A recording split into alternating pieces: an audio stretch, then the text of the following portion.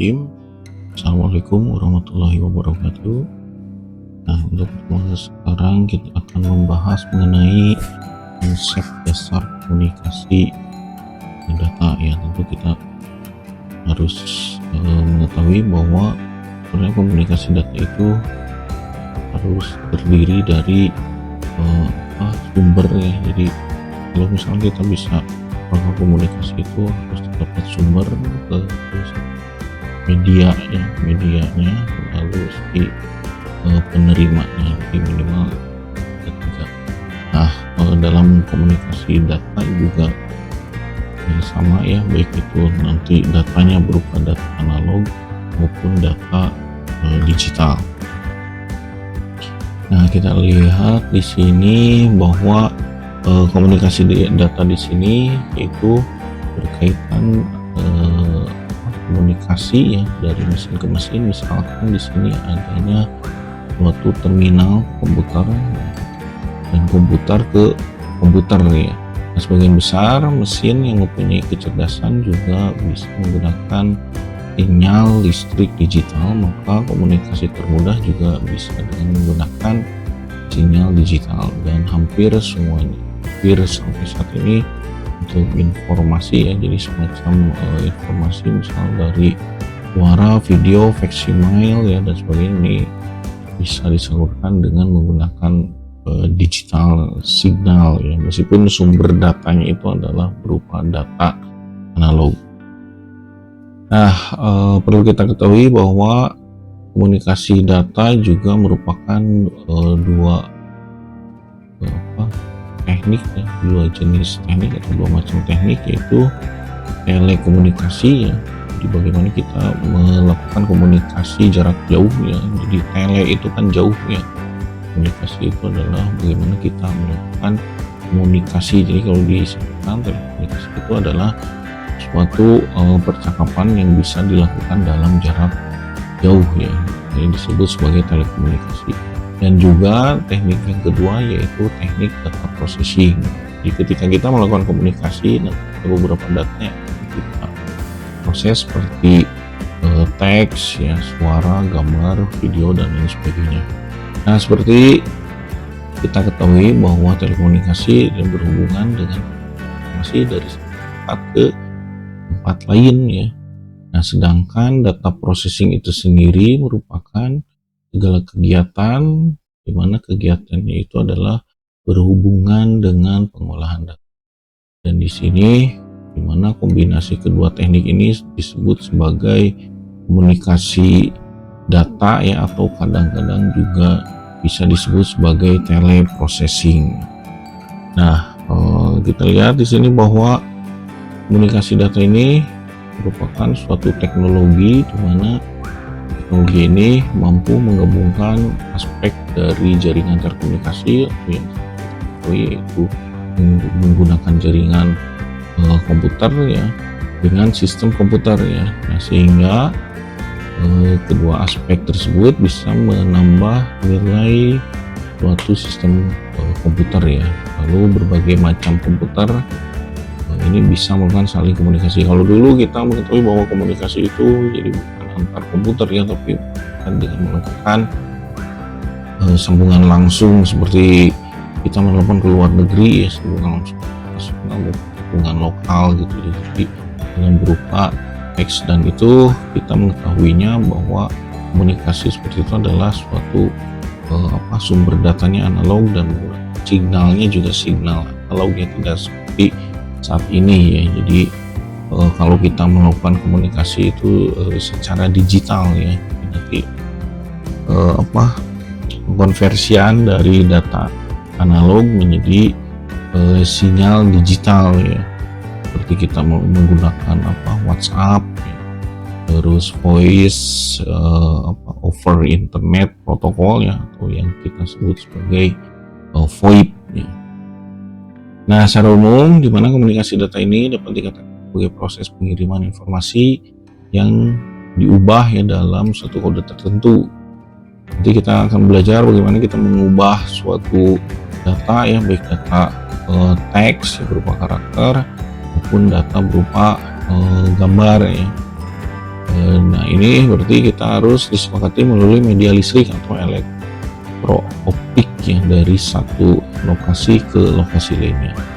Namun di sini apabila lokasi yang saling berhubungan ini cukup banyak, maka terbentuklah suatu jaringan komunikasi data, dan ini bisa cakupannya secara internasional, nasional, maupun lokal. Seperti yang sebelumnya saya sampaikan, bahwa kalau kita melakukan hubungan internasional atau SLI yang kalau dulu itu di Telkom ya.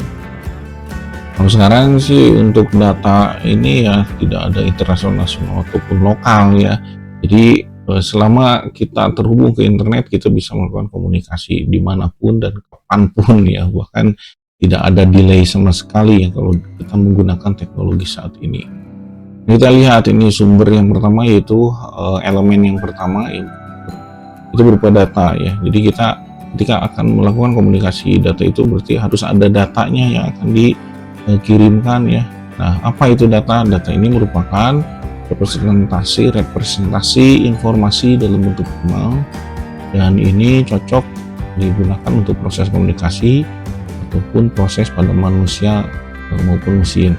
Dengan informasi itu adalah arti data berdasarkan konvensi, jadi sekumpulan data yang mempunyai arti ya.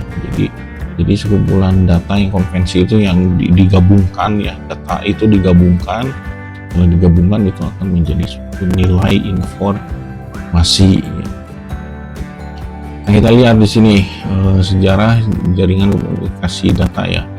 Nah, pertama kali komputer itu ditemukan, bahwa komputer itu ya saat itu belum bisa digunakan untuk berkomunikasi ya. Jadi untuk komputernya juga sangat sederhana ya, di mana mayoritas memakai komputer ini terdapat hanya perusahaan atau kantor ya. Jadi suatu perusahaan yang besar seringkali memiliki kantor-kantor. Nah, makanya di sini penting ya dibangun untuk suatu sistem yang terkomputerisasi, terutama untuk mengurangi waktu yang dibutuhkan ya untuk pengolahan data. Namun di sini kenyataannya dalam sirkulasi suatu sistem pengolahan data, di mana pengolahan itu sendiri hanya suatu bagian. Jadi secara garis besarnya, sistem sirkulasi pengolahan data terdiri dari pengumpulan data, pemrosesan, distribusi. Dari sirkulasi ini, masalah yang banyak dijumpai dari perusahaan-perusahaan justru dalam hal pengumpulan data dan distribusi data dan informasi untuk kita lihat di sini. Berdasarkan kemajuan teknologi komunikasi sampai saat ini mempunyai pengaruh pada perkembangan pengolahan data ya. Apalagi kalau misalnya kita memiliki data dengan besar ya, dengan sumber yang sangat besar, terus kita komunikasikan, ini akan menjadi tantangan tersendiri. Makanya ketika si penyedia layanan internet ya, misalkan dengan menyediakan bandwidth yang sangat besar, karena kita memiliki data yang sangat besar ya. Jadi semakin kualitas datanya semakin tinggi, maka bandwidth yang dibutuhkan juga semakin tinggi. Nah, data ini perlu dikirimkan dari satu lokasi ke lokasi lain dengan alasan pertama adalah karena dimana transaksi ini sering pada suatu lokasi yang berbeda ya.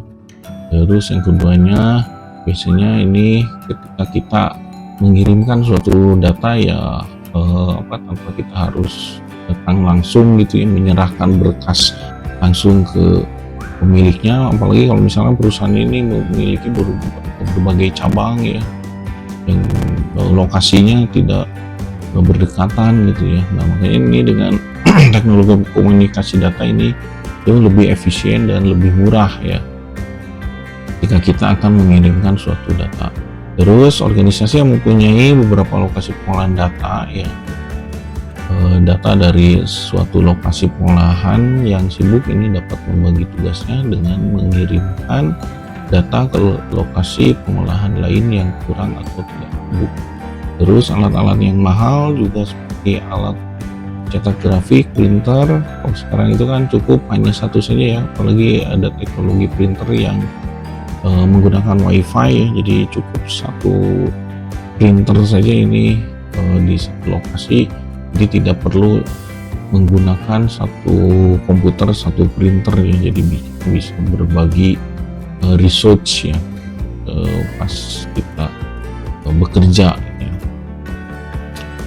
Nah ini untuk mengkomunikasikan data dari satu lokasi ke lokasi lain, maka